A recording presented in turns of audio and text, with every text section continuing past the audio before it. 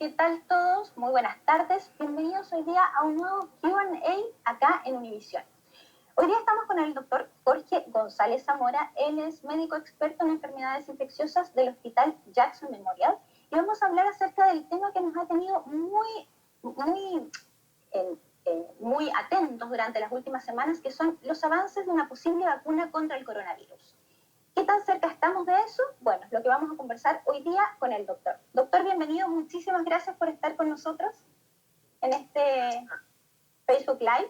Bueno, invitamos a todas las personas a que nos manden preguntas, a que se conecten. Vamos a estar hablando hoy día particularmente de la vacuna contra el coronavirus.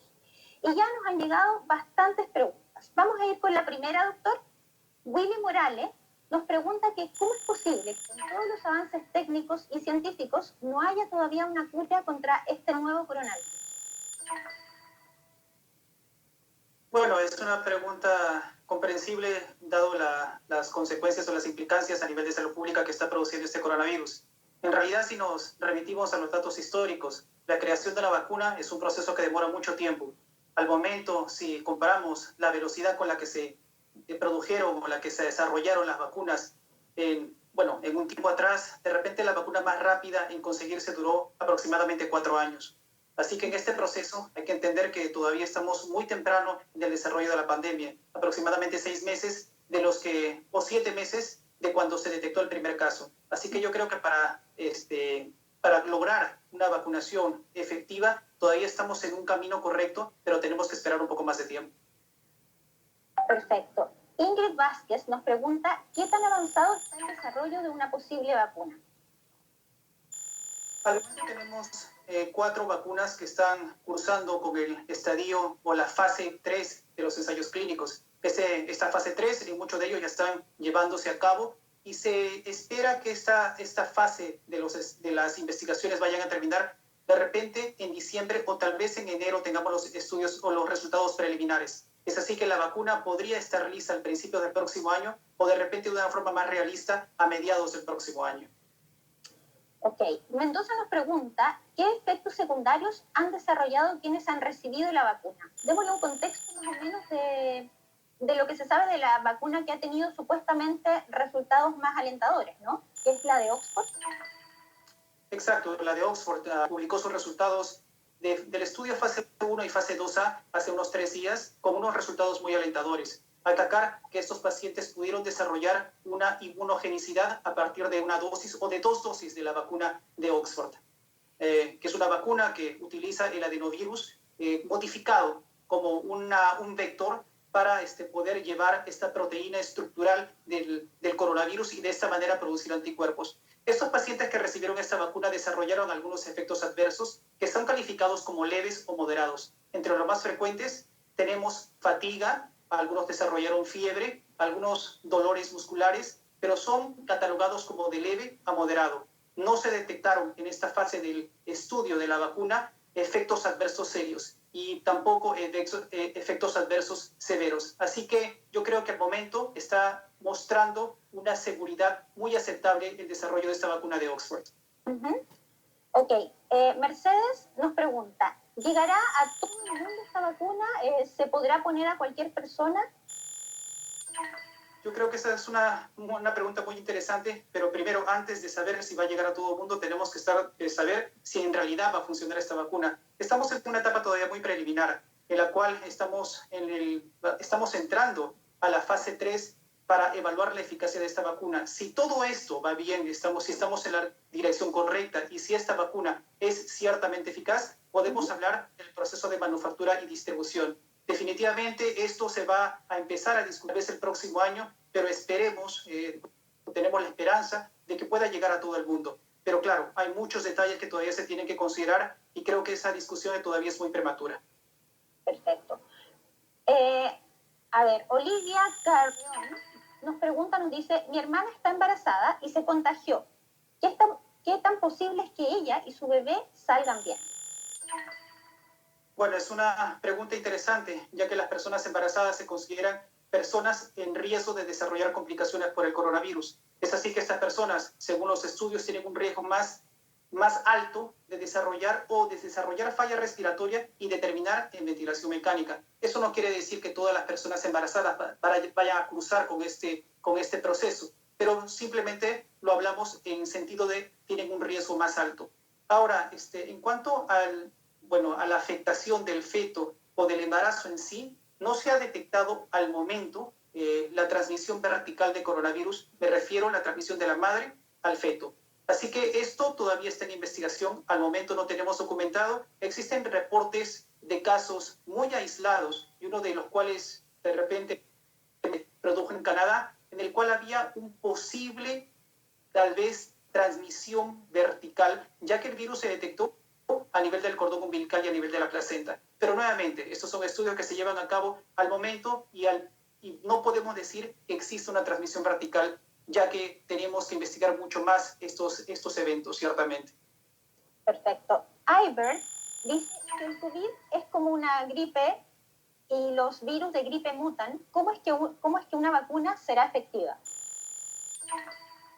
Esa afirmación es cierta, pero solamente parcialmente. Existen algunos virus que tienen una capacidad más alta de mutar, como por ejemplo el virus de la influenza, que es cada año tienen cepas que tienen, que tienen diferencias antigénicas muy marcadas entre una cepa y otra de un año anterior y el año, digamos, actual. Es así que se tienen que colocar vacunas todos los años dependiendo de la cepa principal o predominante del año en curso. Pero eso no pasa con todos los virus respiratorios y ciertamente pensamos que no pasaría con el coronavirus. Sabemos que existe una mutación que se está publicitando o que se está investigando, una mutación que posiblemente le da a este coronavirus una mayor capacidad de infectar o de transmitir en la población. Pero aparentemente esto no afectaría la capacidad de respuesta inmunológica de la persona que contrae el coronavirus. Así que al momento no existe una evidencia suficiente para decir que este virus vaya a mutar de tal manera que no vamos a poder tener una vacuna. Yo creo que la vacuna es muy posible y ciertamente los estudios fase 2 han demostrado que estas vacunas están produciendo efectos positivos. Pero nuevamente, nos falta todavía más tiempo y más investigaciones para concluir definitivamente estos aspectos.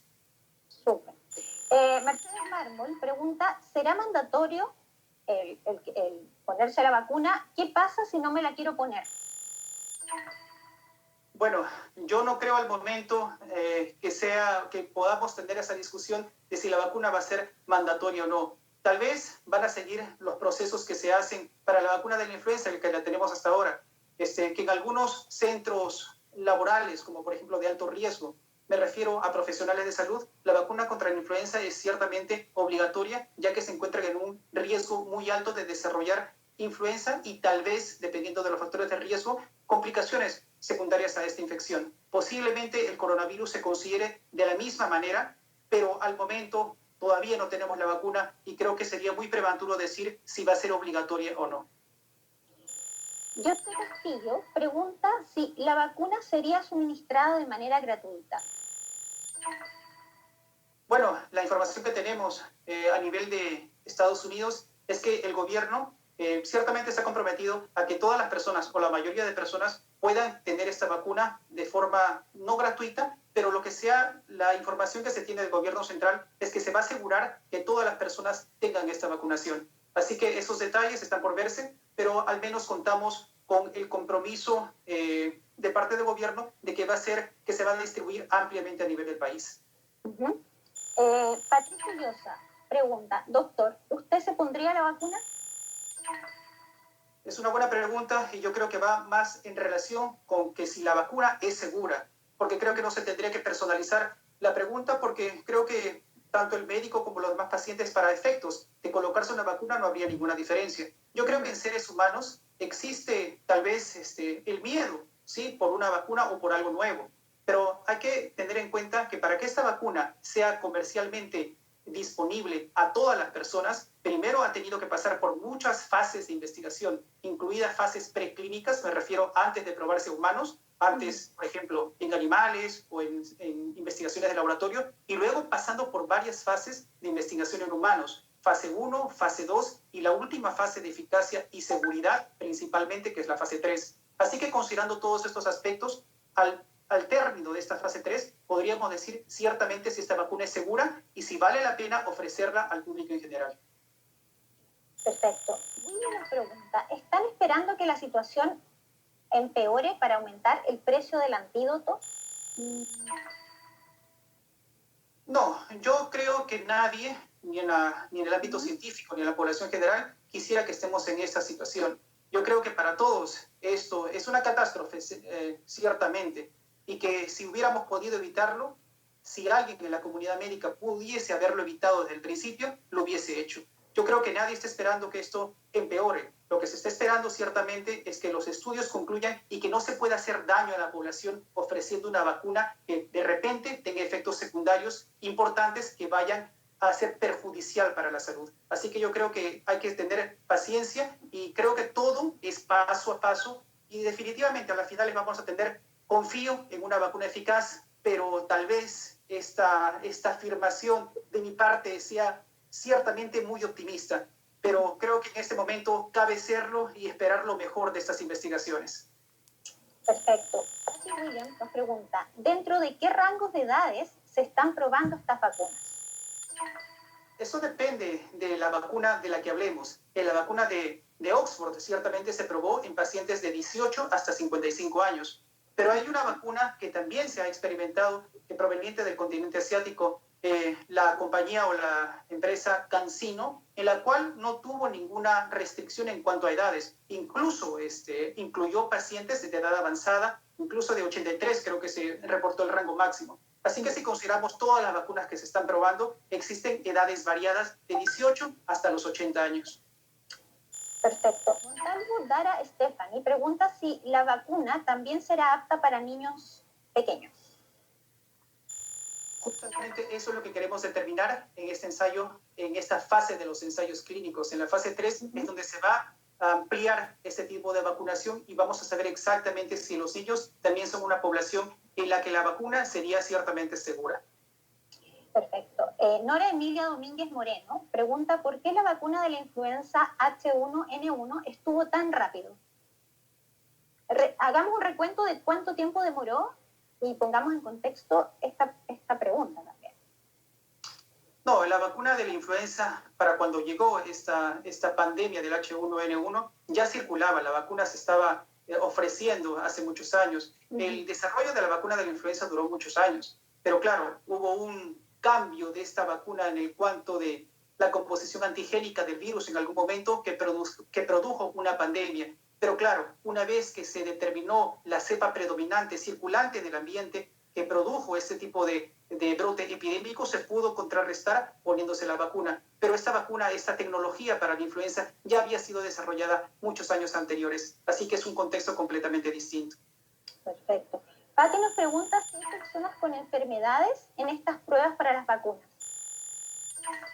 Al momento, para el estadio o la fase 3 de las investigaciones, se van a incluir ciertamente personas con comorbilidades. Así que sí, es una población que también se va a incluir en los estudios. Genial. Betsy pregunta, si te da el virus una vez, ¿es posible que te vuelvas a contagiar?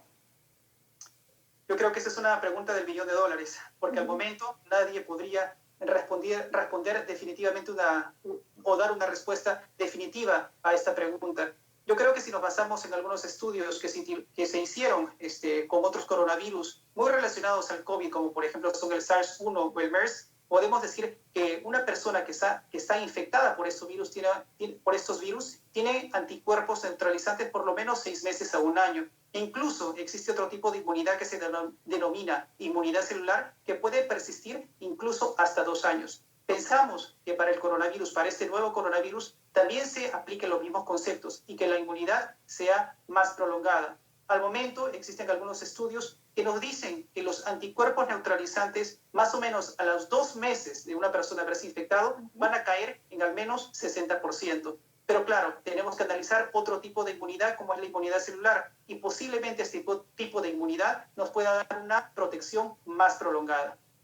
Perfecto. Bueno, vamos a ir ahora a ver un video con algunos consejos que nos sirven para enfrentar esta pandemia y alguna información muy relevante y seguimos conversando aquí en este Q&A sobre la posible vacuna contra el coronavirus.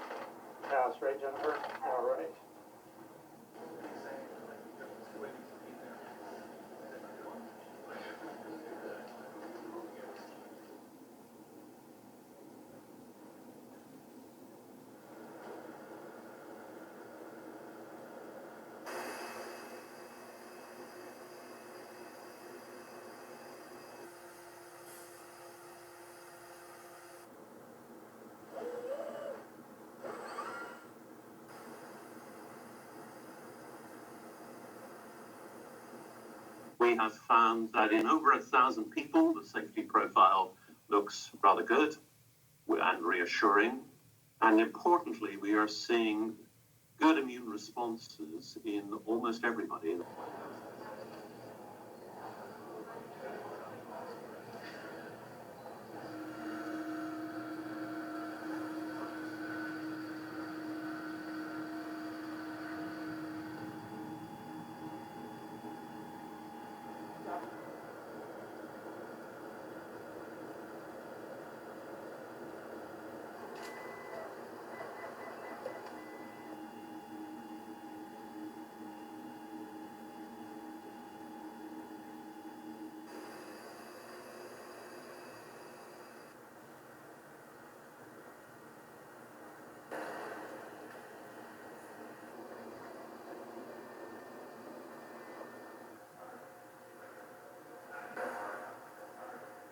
I think the vaccine is the way out, and I think that we're going to need a lot of vaccine.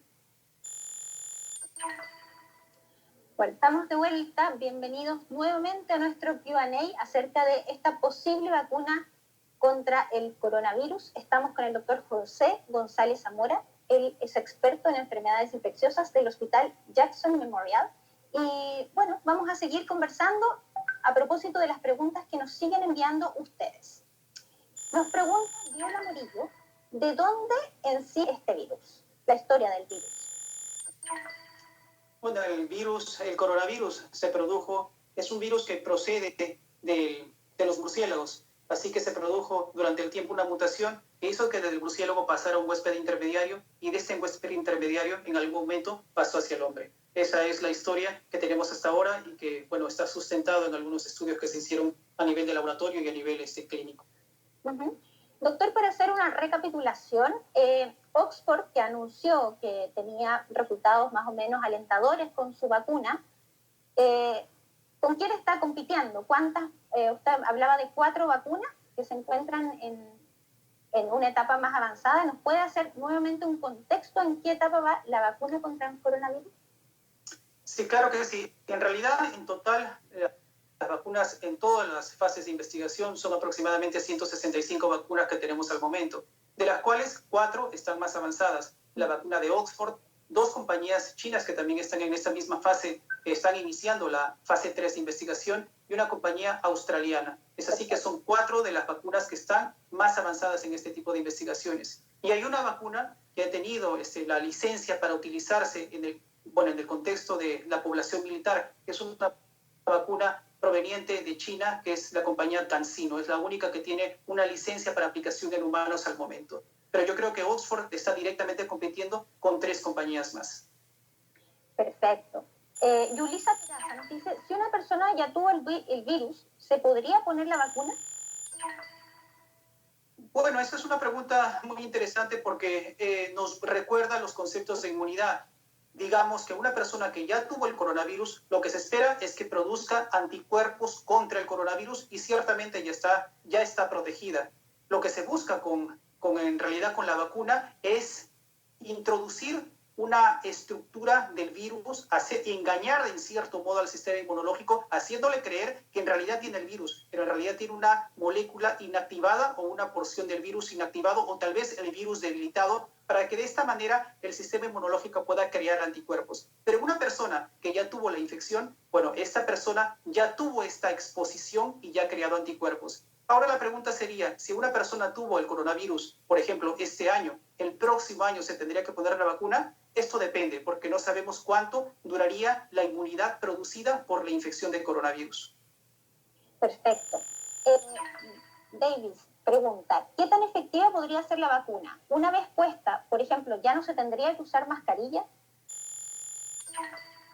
Bueno, eso es una pregunta muy interesante, pero lo que se tiene que tener en cuenta en este sentido es que el concepto de utilizar una vacuna es justamente para producir lo que se llama la inmunidad de rebaño o la inmunidad de grupo. Es decir, que el 60 a 70% de personas deben tener anticuerpos neutralizantes o deben haber estado expuestas y desarrollado una protección por vacuna o por evolución o propagación natural del virus, que esto haga que la pandemia se resuelva por sí sola o que caiga definitivamente o de forma marcada los casos a nivel de la población. Así que yo creo que hay que aplicar ciertamente estos conceptos para definir qué tan necesario va a ser o qué tan frecuente ponerse la vacuna en un futuro. Y también tener en cuenta los factores de duración de la inmunidad. Así que, bueno, son muchos detalles que se tienen que considerar. Perfecto. Vamos a contestar la pregunta de Alarcón. Su pregunta es, ¿la vacuna tendrá algún efecto secundario en niños o adolescentes? Sí, como menciono, el estudio, el ensayo clínico en fase 3 es justamente para evaluar lo que es una eficacia, pero principalmente seguridad. Es así que este estudio en fase 3 va a durar aproximadamente 6 meses a un año. Terminado este transcurso de meses, vamos a saber ciertamente al final de este estudio, cuando se publiquen los resultados preliminares, cuál es la seguridad de esta vacuna. Esperamos que sea una vacuna completamente segura en toda la población. Al momento se ha experimentado solamente en adultos, en este rango de edades que ya he mencionado, de acuerdo a la publicación de Oxford de 18 a 55 años, y en esta población es ciertamente una vacuna segura. Lo demás todavía está por venir, no lo sabemos actualmente. Raúl Paulino nos pregunta, dice, es riesgoso, prefiero curarme solo y no inyectarme nada de eso. Bueno, yo creo que es comprensible el temor que puede existir en la población por una vacuna y ciertamente una vacuna por un virus que es nuevo y que nadie lo conocíamos hace aproximadamente 7 meses. Pero yo creo que hay que evaluar y creo que también hay que analizar el riesgo-beneficio de no ponerse una vacuna. Si una persona es una persona de riesgo, que sabemos que una persona de riesgo o una población vulnerable, si tiene este coronavirus y se enferma por ese coronavirus, tiene un riesgo muy alto, incluso de complicarse o podría tener desenlaces fatales, hay que considerar este desenlace fatal como el riesgo de ponerse una vacuna que ha sido analizada e investigada por muchas fases de ensayos clínicos. Así que hay que considerar estos riesgos y yo creo que si tenemos una vacuna ciertamente efectiva y principalmente segura, lo indicado sería ponerse la vacuna. Ok. Sara dice, ¿una vacuna necesita mucho tiempo de pruebas para saber que es segura? Sí, definitivamente la respuesta es afirmativa en este caso. Y bueno, si nos remitimos a la historia, como mencioné, la vacuna más rápida probablemente producida hasta ahora haya tardado 4 años. Lo que se está haciendo ahora es prácticamente no tiene precedentes en la historia de la medicina. Probablemente en un año y medio, y lo digo probablemente porque todavía faltan culminar algunos estudios, en año y medio tengamos una vacuna que sea hablando de forma optimista, efectiva para el coronavirus. Y esto no tiene ningún precedente en la historia. Sería la vacuna más rápida que se ha creado en la historia de la humanidad. Así que hay que tener en cuenta estos conceptos. Genial. Camila dice, ¿no sería mejor trabajar en un antídoto que en una vacuna? Yo creo que todo es importante. Al momento se está trabajando tanto en medidas preventivas, llámese la vacuna, como también en medidas terapéuticas. Quiero decir, medidas, fármacos que nos ayuden en el tratamiento del coronavirus. Es así que una de las medicinas que estamos utilizando y que se publicitó mucho los resultados del ensayo clínico fase 3, el Remdesivir, que es un antiviral que ha mostrado que puede ayudar a que una persona se recupere más rápidamente por esta enfermedad, incluso ese 30% más rápido. Así que se están investigando tanto medidas preventivas como medidas farmacológicas, no solamente el Remdesivir, sino también otras terapias, por ejemplo, la dexametasona, tocilizumab y otros inmunosupresores que pueden ayudar en el tratamiento del coronavirus. Ok, Yulisa Peraza dice, ¿las mujeres embarazadas se podrían poner esta vacuna? Lamentablemente esa respuesta todavía no la tenemos. Tenemos que nuevamente esperar la finalización de este ensayo fase 3 para saber la seguridad ciertamente. Por ejemplo, en el caso de la H1N1, está recomendada, ¿esa sí se puede poner en embarazadas o no? ¿Cómo le aclaramos a la gente? Claro. Nuevamente volviendo a este concepto, las personas embarazadas son una población especial y vulnerable. Quiere decir que si estas personas tienen coronavirus, tienen un riesgo más alto de complicarse. Es así que en estas personas, si nos remitimos al contexto de influenza, son personas que tienen que ponerse la vacuna con el coronavirus, contra la influenza, perdón, porque esas personas requerimos que se protejan, porque si se enferman, incluso pueden llegar a ser fatales. Así que si aplicamos este concepto, también deberíamos en el futuro, si es que ya tenemos una vacuna eficaz y segura contra el coronavirus, esta población es ciertamente una población objetivo para la vacuna. Perfecto. Victoria dice, sí, podemos saber cuánto más tiempo durará esta pandemia.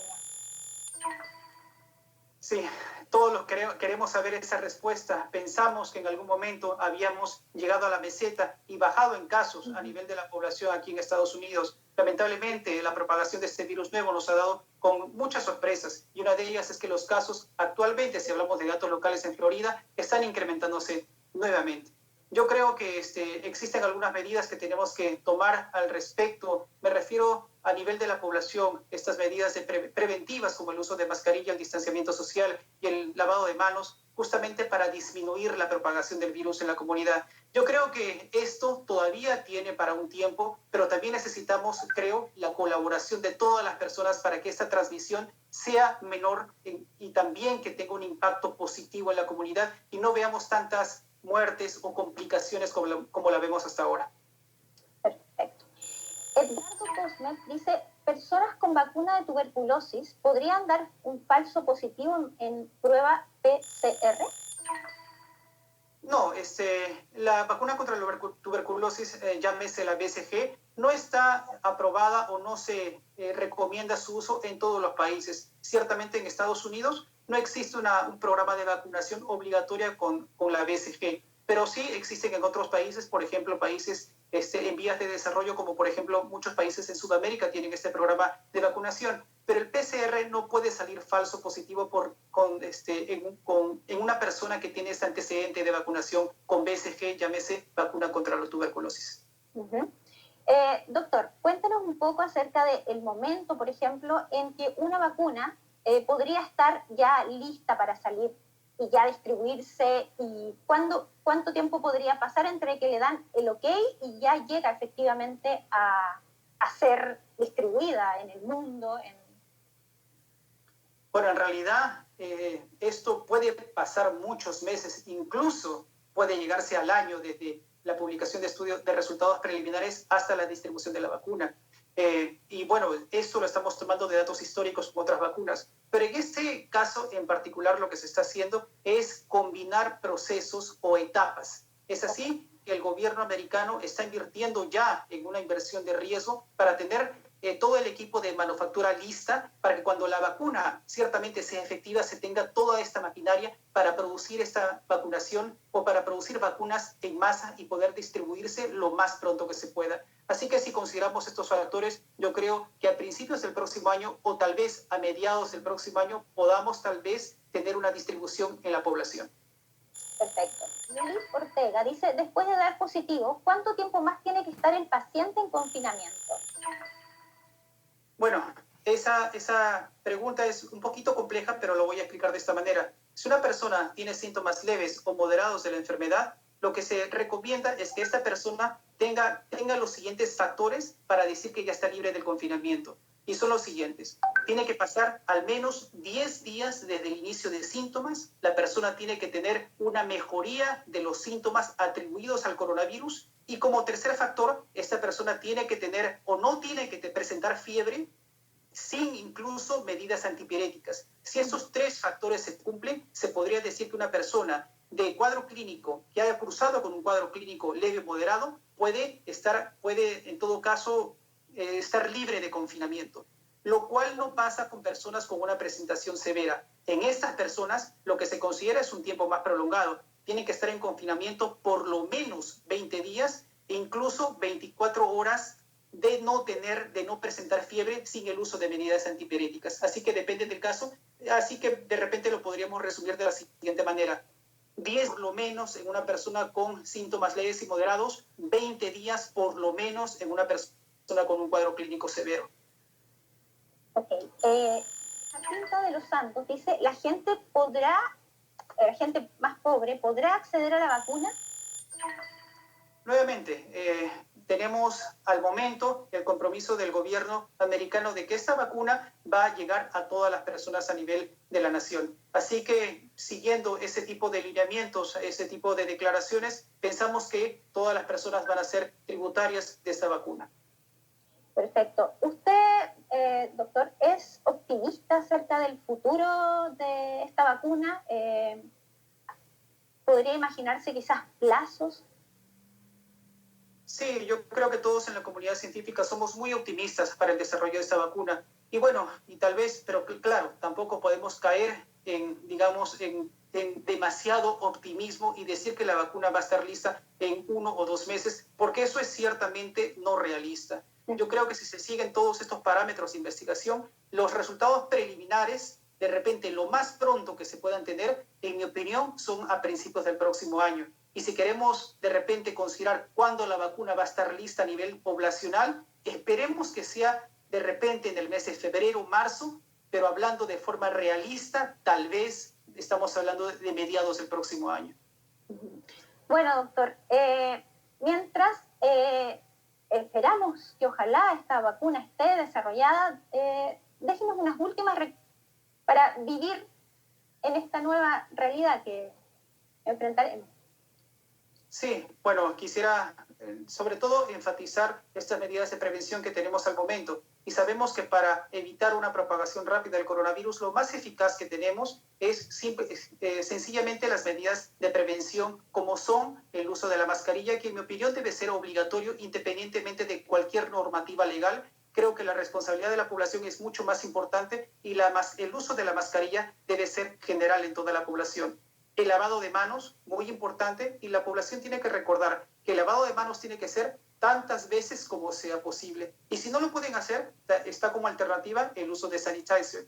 Y lo tercero, que es muy importante, el distanciamiento físico, distanciamiento social. 2 metros de separación entre una persona u otra o 6 pies. Y también, ya que se está al momento o últimamente, tal vez con esta idea de que tal vez el virus pueda propagarse por aerosoles, evitar los espacios cerrados, que es ahí también donde se produce una mayor cantidad de contagios.